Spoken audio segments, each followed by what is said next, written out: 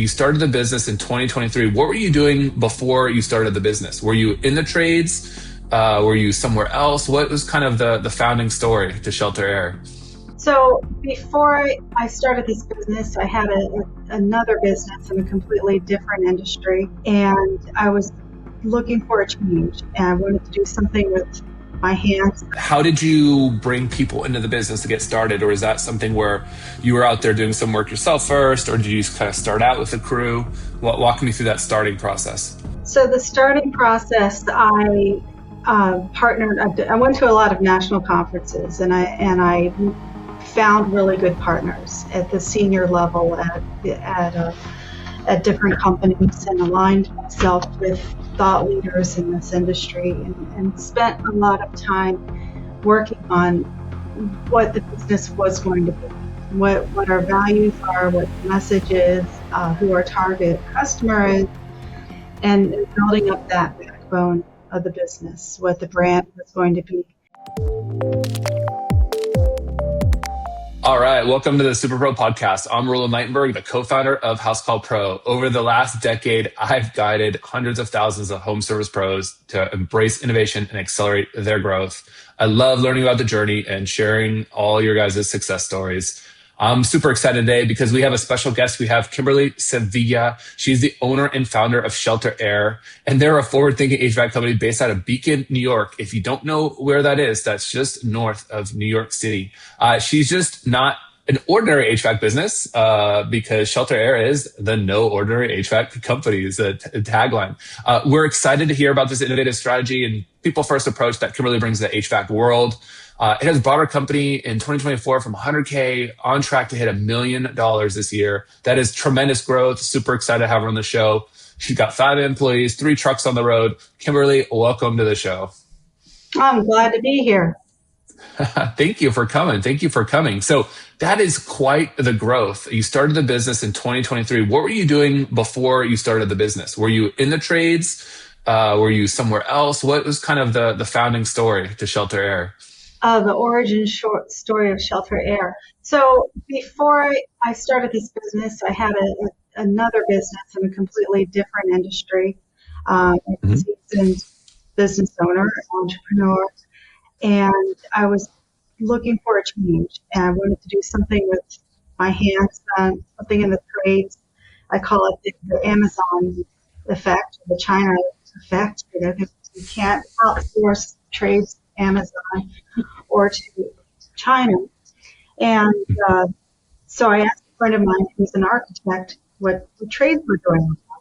And she said, HVAC. And I said, yeah. I think, okay. Honestly, I was hoping for an answer like kitchen tiles or something, cute that I could do. But she said HVAC. And then I remembered I actually did study chemistry in college. It was my major, and so I take thermodynamics, and I know how the refrigeration cycle works, and Boyle's law and Charles' law and all that stuff. So I said, okay, let me check it out. So I got a job as a sales manager at an HVAC company. And the guys were doing technical training, and I said, well, I can't not train next to them. So I did all the training that they were doing, and then was able to attend a lot of the national conferences. They were all online. This was in during the pandemic. And then I looked around and I saw a lot of common problems that are in HVAC are in other companies, having the right type of personnel and training people and employees showing up for work and how to get new customers. Like, these aren't foreign business problems. It's across all industries. Yep. And so then I looked around and said, you know what? I think I can do this better. I have some ideas up my sleeves, ways of solving these problems that aren't being addressed, and I'm going to start my own business. So I did. So you just did it, and then so you left the business, you started your new business. How did you bring people into the business to get started? Or is that something where you were out there doing some work yourself first, or did you just kind of start out with a crew? Walk me through that starting process. So the starting process, I partnered. I went to a lot of national conferences, and I found really good partners at the senior level at different companies, and aligned myself with thought leaders in this industry, and spent a lot of time working on what the business was going to be, what our values are, what the message is, who our target customer is, and building up that backbone of the business, what the brand was going to be. And then when I was ready, one of the partners that I identified introduced me to subs, people that they thought were doing really excellent work. Maybe not that great at marketing, but really talented. And there's a lot of people out there like that. And so I started selling new installs and then subbing it out to these trusted partners that had been introduced to me. And then I got to grow momentum and got to a tipping point where I needed to bring my own team in. And I saw the money that was being left on the table by subbing it out. And also didn't have as much control as I would like. So I really designed systems, do the manual jigs, specify all of the equipment and things going into the home. And then the subs would install it for me. So we have an advantage because a lot of the companies in this area are being purchased by investment groups. Yep, privately. And when that happens, a lot of the people at the senior management level are no longer have jobs. So I was able to find somebody who has about 35 years of experience in HVAC. That's been his only job, who's at the senior level, and bring him on to run the operations. And he's been able to bring in other people who he's worked with in the past, who become disenchanted with how the investment bank companies are running their businesses. Sure. So we're finding people through word of mouth, through association. A lot of existing networks, it sounds like, too. Exactly.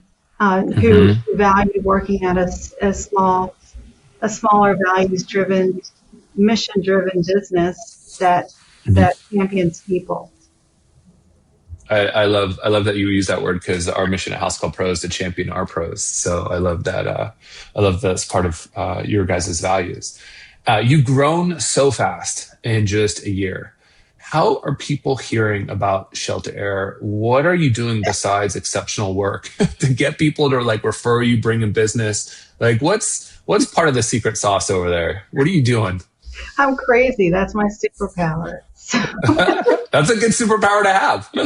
Yeah. I show up again and again and again. So I go to a lot of Chamber of Commerce meetings, BNI meetings, master networks, any place that I think that my customer would be, or that a referral for that customer would be. I show up. I go to farmers markets. I table at local, the pumpkin festival, the corn festival, the strawberry festival. What rhymes with corn? all the berries. So I'm saying that because I do a lot of brand activations, and I try to engage people with our brand and with us. So we do things like we have a button maker. We make buttons, and at the corn festival we had silly buttons that says what rhymes with corn and a question mark. I like corn because it rhymes with whatever. All kinds of fun stuff. Yeah. Sure. Yeah. And so people start to talk about the brand, and it sounds like you've really found a good operator, part of your business that you can rely on to do the production side of the business, and that you've really focused a lot of time and energy on just getting the word out, and the networking and the Mhm. business opportunities and getting out in the local community, whether it's the smaller kind of fairs that you kind of mentioned or the BNI groups or the chambers. Mhm. And just within a year, I mean, if you had to say, okay, what percentage of your time do you spend actually like maybe in the business, in the production operation side versus kind of the marketing, the business development, the growth side? Like, how would you say your allocation is as a CEO and founder? So now my allocation is probably 80% on focused on sales and marketing and not the. Wow. Uh-huh. When I first started, though, people, in addition to doing the installs, the subs, or with the subs, people were asking me for maintenance plans and service, and I was sort of like, oh shoot, I'm gonna have to figure that out. So I did. So I was on the wrench for a while, which was fun. Yeah. I do like climbing around in attics and working with sheet metal. It's my happy Building stuff. Building stuff. Yeah, yeah, yeah. You're place. not With shy of getting your hands dirty. no, I'm not. And actually, I want to do everything that the techs do. So I've gone to all of the trainings. I've gone, I know how to commission systems. I know how to install things. I have my EPA 608 certification. I can make a flare fitting better than, well, I'm not going to brag, but I can make a flare fitting. Okay, very well, very well. In Yeah, fact, you'd I want can to do a flare braid, fitting to my house. whatever. I can. Sure.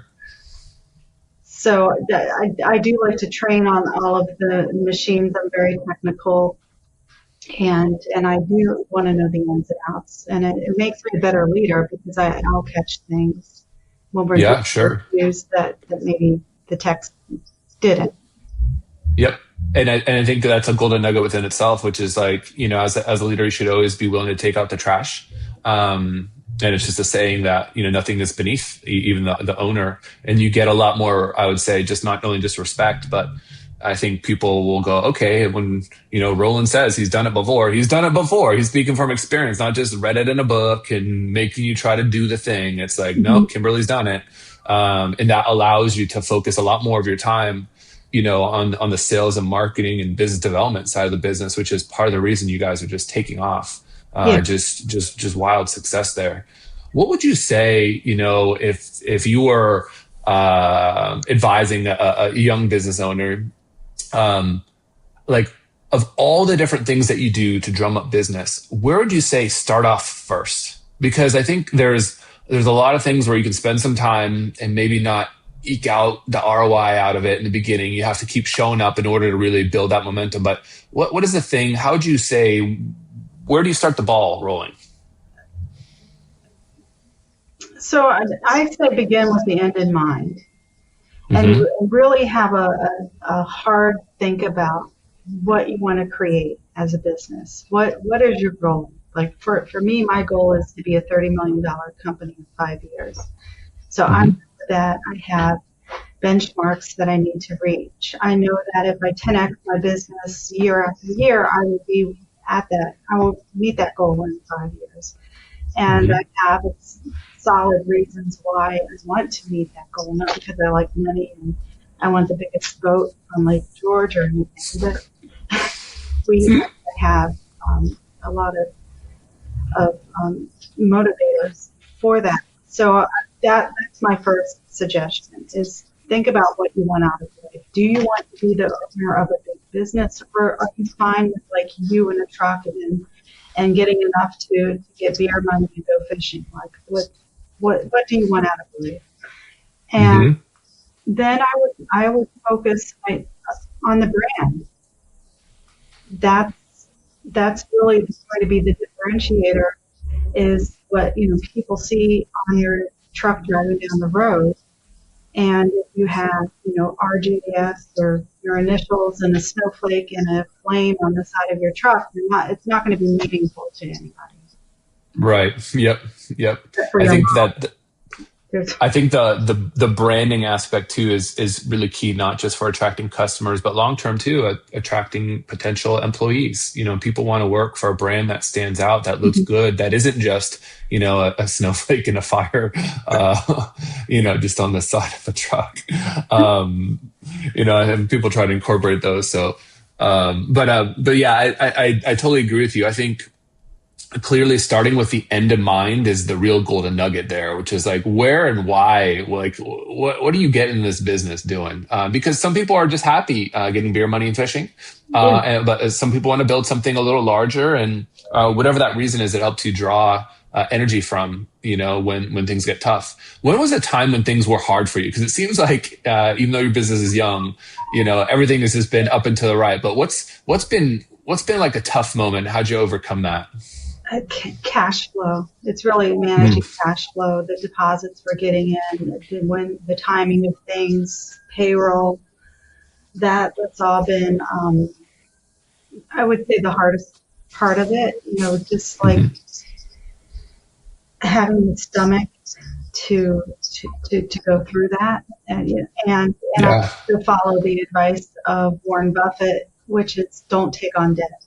It's better to grow with intention and slowly than to take on a lot of debt. So I intentionally did not go after getting investors, much to the chagrin of my husband, who was encouraging me to do that, because I'd rather, number one, have control and not push that control, and number two, grow smartly and wisely. So my first business that I founded, I opened it in 2008, which was that was a tough time. Yeah, that was not an easy time to start a business. It was not, and I signed a 10-year lease, and I said, "Oh my gosh, on a retail storefront." What? And I cashed in my 401k to do that. So I had no choice but to figure it out. And I did. I did. So the business did survive and thrive after that. Sure. But, Tell me a little bit about, obviously cash flow is hard, especially if you're growing at the rate at which you are, because, you're going to be able to have to get some sort of credit from local supply houses to be able to buy the things that you're installing. So you have to make sure you're collecting fast, paying them back, collecting fast, paying them back. So you keep those cycles of cash flow really tight. Are there any tricks or tips that you found to be able to sustain this kind of growth? Is there anything that you found that really helps you on the cash flow management side of things? Consistency and booking business. So if you're a man in a van, you constantly have to keep your pipeline full. Full. You can't just book a job and then go and install it and rest on your laurels and not keep that pipeline full. Otherwise, you're not going to have the jobs down the road. So it's important that you do pull away from being hands-on if you want to scale a business, because you need to be focusing on marketing and sales and running a business and not being on the wrenches. Yeah. And I think also probably like the mix of jobs that you do too. A lot of people I see getting themselves in trouble on the cash flow side. They do these big chunky commercial jobs or light commercial industrial jobs that pay net 30, net 90, net whatever. But they're essentially becoming a bank themselves, bank of HVAC. And they have to, front all the money for all the labor, all the equipment and all the things. And, the property manager or, the owners of the buildings take, however long to pay you. And so that's really tough because they look like really big jobs. And they are, but, those are very tricky from a cash flow perspective. So if you're not getting the right mix, I would say don't try to go hit grand slams every single time you're at bat. Like you win games by getting people on bases, hit some singles, keep the singles coming, and every once in a while go for a slugger, but don't just go full on slugging every single time, because if you do that, you're going to have a really tough time on the cash flow side of the business for sure. Yeah. I fell into a similar trap because I was selling predominantly installs because my business was set up for that. And then when I brought my own team in-house, then I didn't have if it was me subbing things out, if I had a slow week, so what? I had a slow week, but I didn't have payroll. Yep. I would eat ramen that week or whatever. But but now I have a payroll, so now I had to switch my focus from not just doing installs, but selling the small stuff. So we've been really pushing that initiative recently.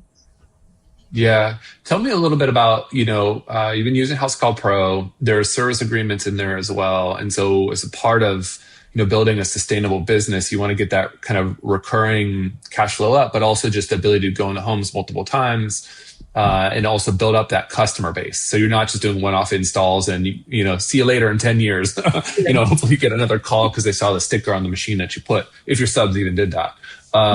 So walk me through kind of, actually, let's start with on a scale of 1 to 10, 1 being like my in-laws, I have to turn the TV on for them, to 10 being just like a Microsoft master engineer. How would you rate your tech savviness from a scale of 1 to 10? Me? Personally? Yeah, you individually. I'm about a 10. I got my first computer, Commodore 64, when I was 12. Oh, wow. Okay. Yeah. So I'm one of the few digital natives of my generation.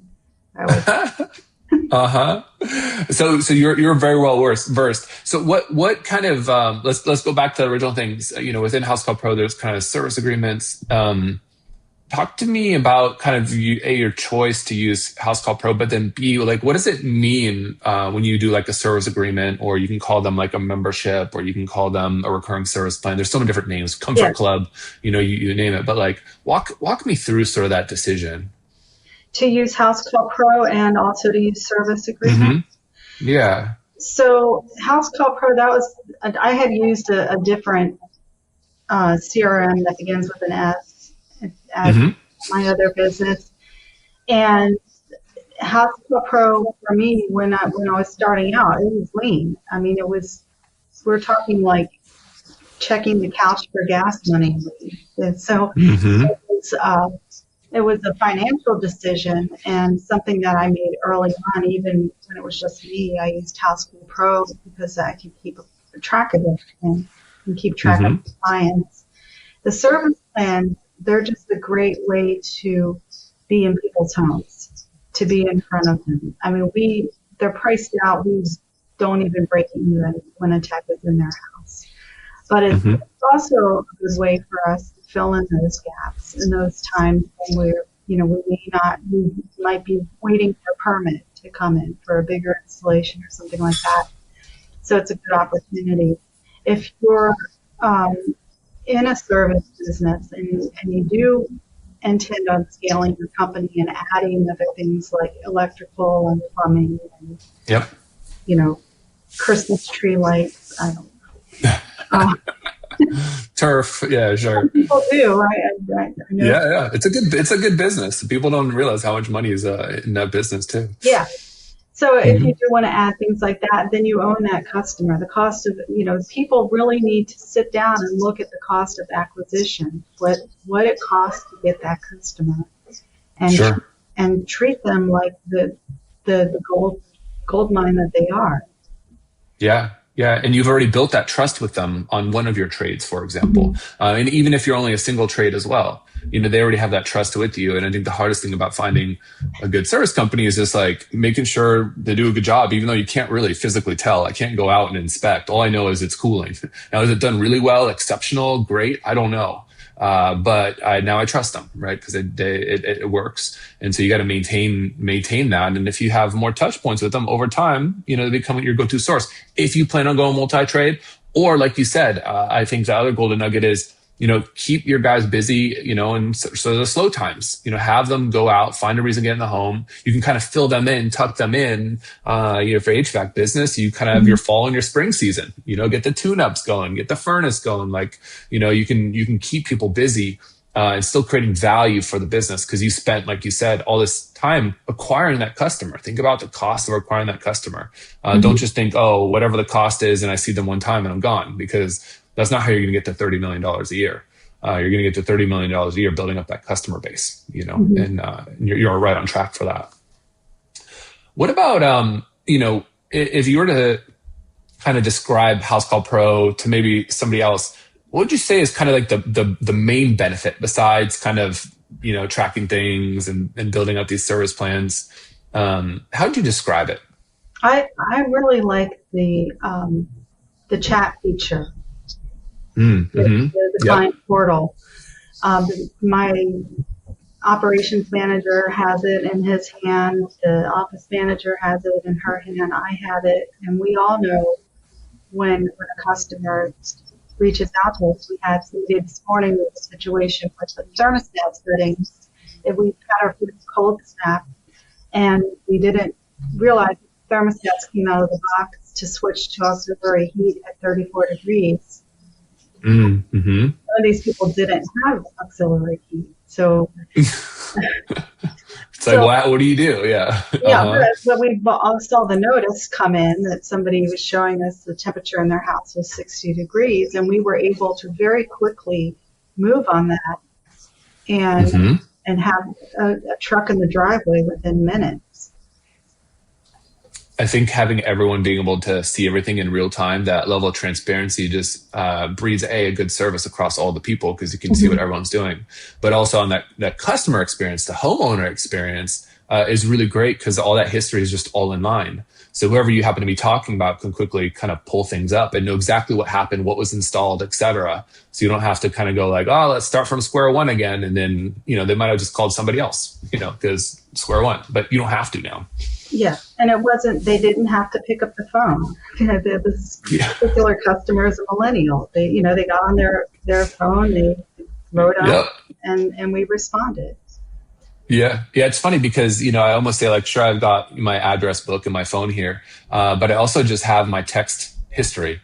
And oftentimes I'm just searching my text history for things. I'm just using the search bar. And if you can get into the phone, it's so much easier to do that than to go on Google and, call for people and can they come out and et cetera. So I think that stickiness, and having those, I like to call them breadcrumbs, the breadcrumbs back to your business. They'll have, the email. So if they want to search the email, they'll have their text history. They'll have that.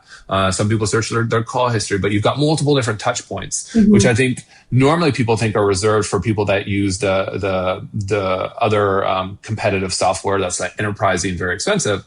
You don't have to do that to look like a big shop. You can run a big looking shop with a good brand without having to spend an arm and a leg and get tied into a contract. Yeah. But one of the things that I do wish Housecall Pro would integrate is email, though. In the because it pushes out to a separate email, and then that becomes its own place where you have to track it. That's right. Mm-hmm. So it's and also having multiple contacts for the same customer. A lot of times we have husbands and wives who ask to both be copied on correspondence, and it's difficult with the way that it's set up. Yeah. Right now, there's just a main point of contact. You can add additional notes, but you can't reach out to them at exactly the same time. And then with the email, all the email gets sent out via our servers. But if they reply back, it goes into whatever your email box is, whatever you put on file, whether you're using Gmail, Workspaces, or Microsoft Teams, or there's a bazillion other email service providers out there, ESPs. What would you say is one of the most underrated feature? What's something that now that you're like, oh man, I should have been using this since day one? Or why doesn't Housecall Pro market this more? You already talked about chat, but what else do you have? What else do you think about? Well, I like the vehicle tracking. I like that a lot. I like this sense of like my customers know where the tech is. They're not going to be asking, when's the tech getting here? They can sure. They can see the truck on the road. Yeah. And they can see ETAs and who's coming. And so if something pulls up in the driveway, they don't, freak out. Like, what is this? What is this doing? But you're all wrapped. You have the branding, so they would know. But I would say as a homeowner, that Uber-like experience is really nice to have, you know, and I feel like that's something that makes you stand out. And I'm sure as you're out there, marketing and doing sales for the business too, those are things that, when you think about Shelter Air, those things are more unique compared to what else is out there. Like you said, the man in the van and that kind of stuff. Um, What's something that you do to stay kind of informed about the industry or learning? You seem like someone that has seen a lot of things, and you're very well read and spoken. So, what are you doing to stay either on top of things? Is there like a podcast, a book you suggest? Are there conferences? Like, what is Kimberly doing? So I do attend the NCI conference, National Comfort Institute. I also attend the HVACR symposium that Brian Moore Hmm. has, Hmm. and AHR. I'm also Hmm. HR. Yeah. an active member in Women in HVACR. So there's a few national conferences that I go to a year, and then I hang out on Facebook and Hmm. um, and learn a lot depending on which group it is. There are some groups that are a little more inappropriate than others. Yeah. Yeah. I think we all know which ones you're talking about. There's definitely some really interesting groups on Facebook, but I would say there's a lot of great, industry specific groups as well. Depending what trade you happen to be. If you're listening to the podcast here, definitely in HVAC. You mentioned being in women of HVAC. What does it mean to you to be, lady pro in the industry that I'd say seems to be male dominated, but in reality isn't? I wouldn't say. I'd say almost equally likely there are women in the HVAC trade. What does it mean to you, or does it have any impact on you, or do you just kind of don't even think about it? Um, well, my first job in high school when I was 16, I was a whitewater raft guide in West Virginia, and that required I lost my tooth, my front tooth. But that requires also a lot of literally heavy lifting. So you're Hmm. thrashed at the end of the job. And so since then, I've predominantly been in careers that were predominantly male. And uh, being told by people that I couldn't do something, or people that are surprised that I can do something because I don't look like the image of what they're expecting. And Hmm. my attitude is that's a them problem. Like, I'm going to do what I like to do. And if it's whitewater rafting or putting a refrigerant in a system or designing something, then I'm going to do it. Yeah, or making something beautiful out of sheet metal flanges. Exactly. Yeah, I think that's a great attitude to have, and I think you're right. It totally is a them problem. So I'd say anyone that happens to be listening to this, don't be discouraged. I'd say a lot of times, definitely in the HVAC trade, but across home services, there's a lot of husband and wife teams also. A lot of co-owners that might not be the face, or sometimes is. But don't discount that for sure. All right, last question I've got for you, Kimberly. If you could travel back in time a decade, and tell young Kimberly a decade ago, hey, do this or don't do this, what would you say? Oh gosh, a decade ago. So I had a 7-year-old and a 5-year-old. Um, that was a long time ago. Don't give up. Don't get discouraged. And this isn't your last rodeo. Oh, okay. I like that. That's a unique viewpoint. All right. I love that. Almost feel like we have to end with that. Thank you, Kimberly, so much for jumping on the show with us today. I really, really appreciate it. And for anyone that happens to be listening, if you are curious about Housecall Pro, if you're not using Housecall Pro, you can always go to housecallpro.com/podcast deals. You can always text me too. My phone number is 858-215-1512, and I'll connect you with somebody. We have over 50,000 businesses using our software, but I love talking to customers, which is one of the reasons I host the Superpro podcast and have wonderful guests like Kimberly on. We do this every single week. So stay tuned for next week, and appreciate you all listening to the show. Kimberly, thank you for coming on today. Thank you for having me. Bye, everybody. The Superpro podcast is brought to you by Housecall Pro, the leading platform for the home service industry. Housecall Pro streamlines your workflows and simplifies everything from scheduling and dispatching to communication and billing. Unlock the full potential of your home service business with Housecall Pro. Work smarter and more efficiently with streamlined workflows and detailed analytics. Win more business and serve your customers well, every single time. Join more than 40,000 home service pros who have already revolutionized their businesses. Work smarter with streamlined workflows, get organized with centralized information, and scale your business your way. Learn more at housecallpro.com.